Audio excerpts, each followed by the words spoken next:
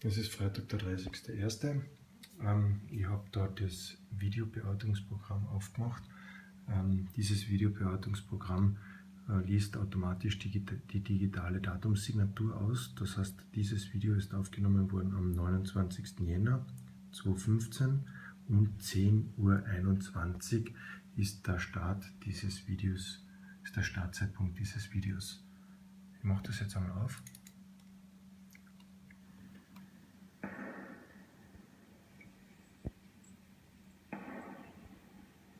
Und es wird geschossen.